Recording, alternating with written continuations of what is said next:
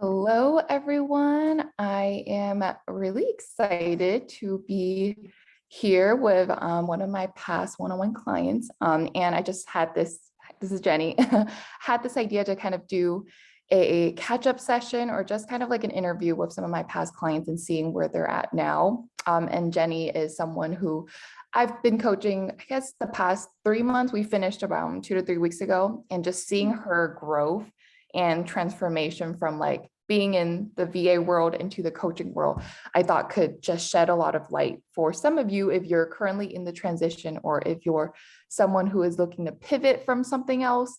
I feel like, hearing from Jenny herself, you'll kind of get an insight of how to kind of navigate through this kind of weird period. But I feel like once you get out of it from the other end, it could be really, really amazing. And so I'll pass the floor to kind of, I'll give Jenny, you can kind of introduce yourself, what you do, who you help, and maybe kind of where you're at before working together, and just, kind of a little bit of your entrepreneurship journey too.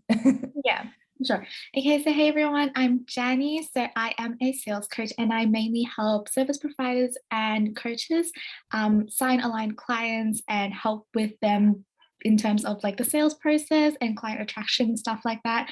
So good stuff. Previously, before becoming a sales coach, I was a VA and then I made a lot of pivots as a VA. I pivoted from like the creative side of VA, and then I pivoted into lead generation aspect of VA. So I had a lot of pivots myself in terms of not only diverging from VA, but also like specializing and narrowing into like my VA skills.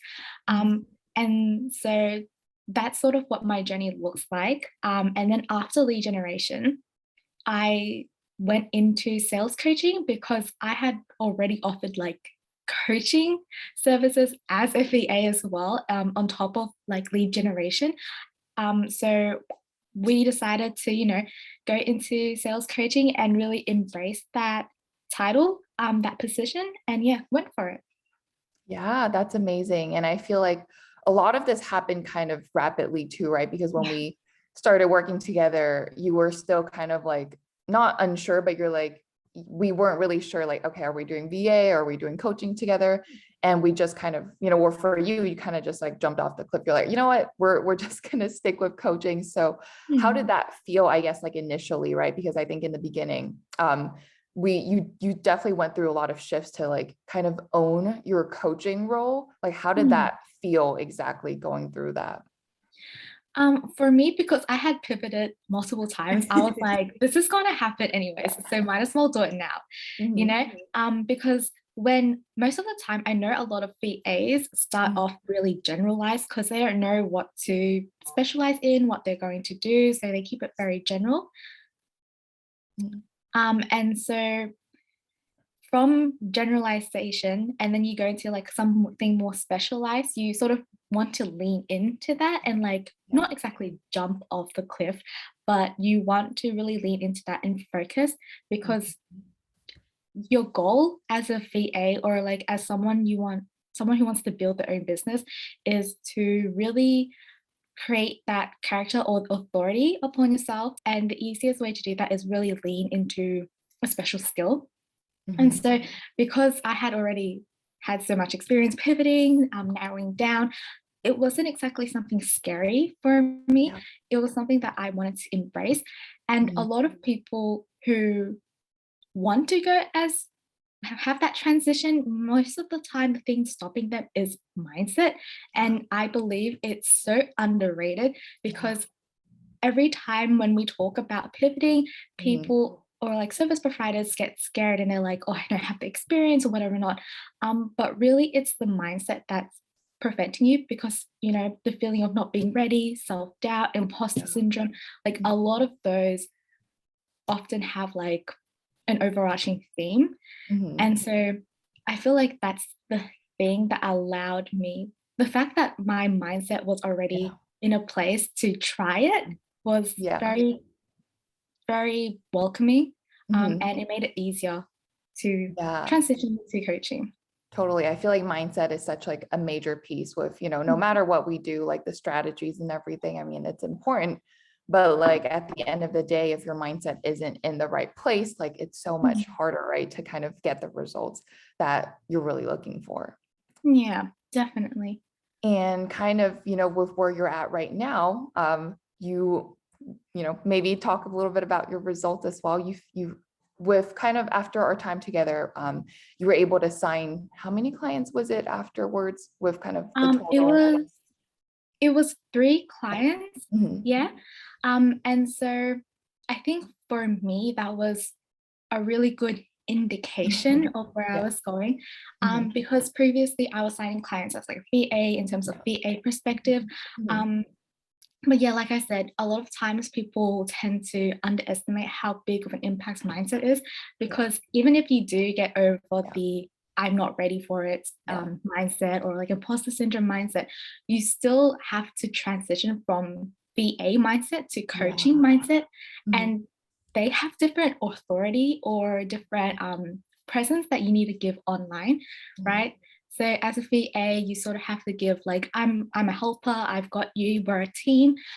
Whereas coaching is more like I'm a leader, I'm a mentor, Mhm. right? Mhm. And so coming from that mindset to a different mindset where you're leading someone, you're coaching someone, you're mentoring someone, is definitely very different, especially how you present yourself online, maybe like the messaging in the DMs as well. Yeah. And so for me, having those first few clients as a official coach is very blessing. Mhm. And it feels really, really good, because it's sort of confirmation that I'm owning Yeah. everything and continuously like showing up as this authority. Yeah. And I Yeah. think that's such like a big shift for, even when like throughout our coaching, like together, like showing up on stories, like these little things that you Mm, used to do as a VA, when you are showing up as a coach, you can kind of see like, oh, there's a difference of like how I'm showing up. It's not so much as like, oh, I'm just this helper, like I'll help you delegate, but more mhm. so like I am like, not like, I don't want to position myself as like, oh, I'm just an expert that knows everything, but it's more so like, oh, I'm like a mentor, I'm a coach that can Yeah. guide you to where you want to be. And it's like that shift of the energy and also like just the Mm, way you're showing up. So I think that's such like a big, it's kind of strategy, and it's also like mindset in some sense, right? yeah, for sure. Like I said, leadership, because I Mhm. feel like, yeah, a lot of people are scared to put like the label an expert, and expert is something that comes over time. Mhm. But leadership is something that you can fully own. Yeah. And a coach is more of like embracing that leadershipness, because Yeah. you're leading someone, you're guiding someone to those results rather Mhm. than doing it for them. Yeah. And so it's definitely a big shift, because in your stories you have to like sort of show up as someone who can fully own their space, if that Yeah. makes sense, like show Mhm. up how they want to Yeah. and show up like confidently with results, or Yeah. like with reminders, encouraging messages or something like that, like Mhm. to really guide the individuals Yeah. that view your messages and your stories. Mhm.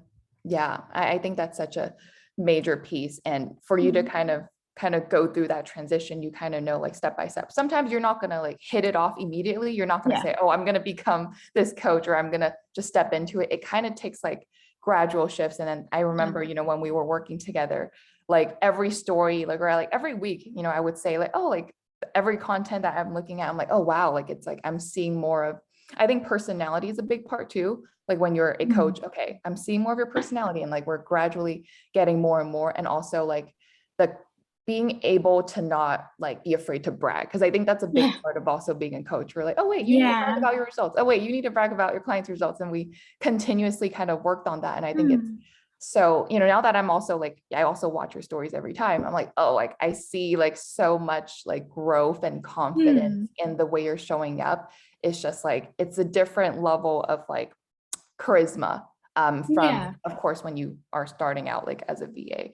So yeah, I feel like Yeah. just you're just kind of at the beginning of your journey and kind of gaining momentum there. So I feel like there's just a lot of things to be excited about.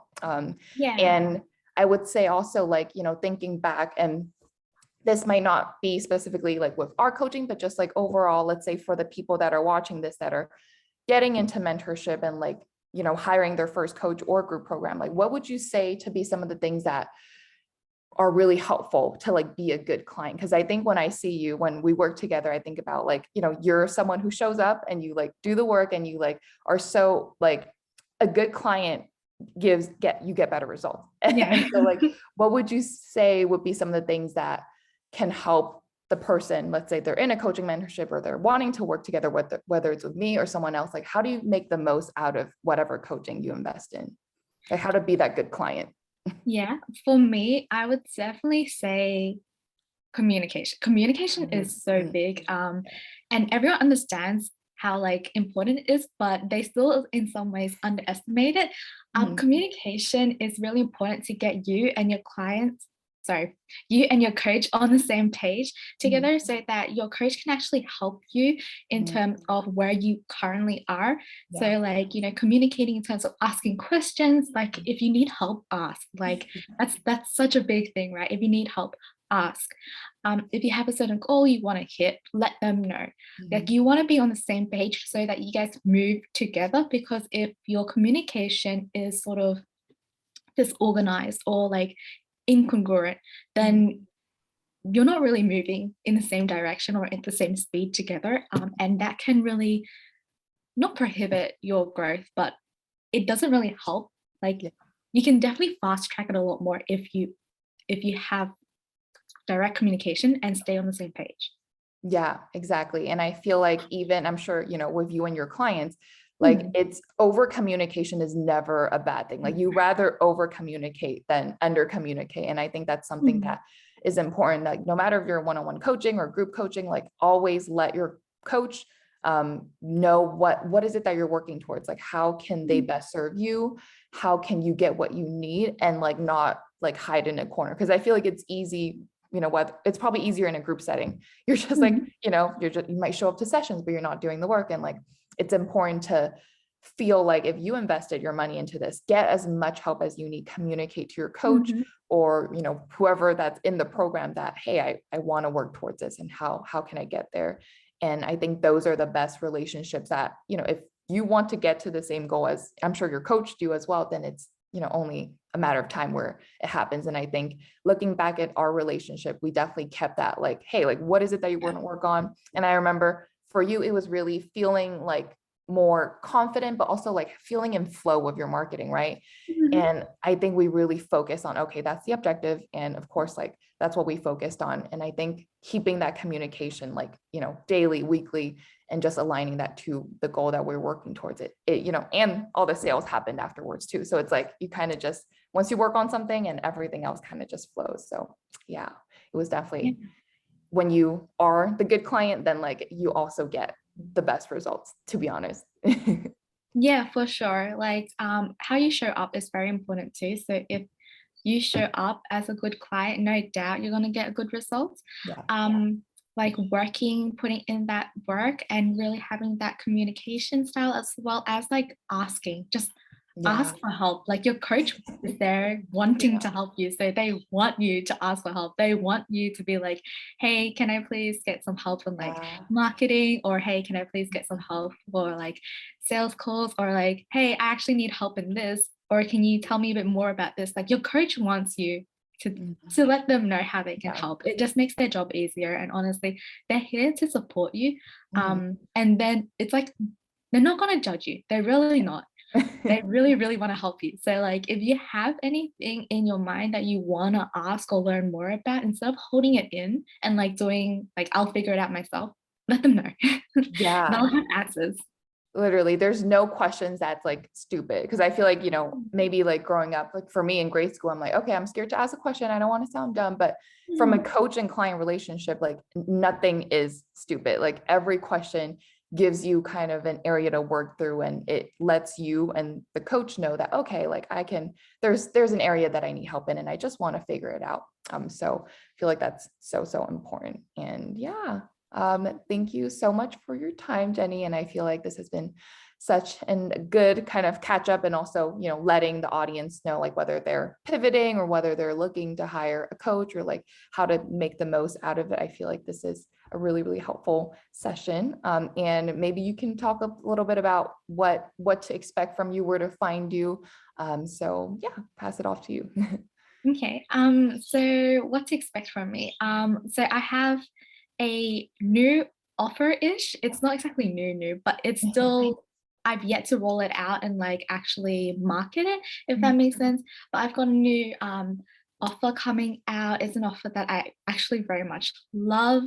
And it enables like me to have one-on-one coaching like services with individuals without like them breaking their budget. It's very flexible and honestly, I really love it. I'm really enjoying it. My coaching relationships with my clients is absolutely fabulous with that. And you can find me on Instagram and on Facebook as well. Selena's probably going to tag me in Yeah. terms of like the Facebook one because I'm in her group. Yeah. But on Instagram, you can literally just type up my name and then you'll find me. Yeah, and I also tagged you in the post for this session. So Yeah, that's it's in the right. Facebook group and it'll be on Instagram as well. So Yeah. yeah, well, I'm excited for you with your coaching and also like your offer. That's really, really fun. I feel like anytime you have an offer that aligns with you, it's so easy to market and sell it. So Hmm. I'm excited to see more from you on my story and on Facebook. And yeah, thank you everyone for tuning in and thank you for your time, Jenny. Yes, I enjoyed speaking with you. So thank you so much. Yeah.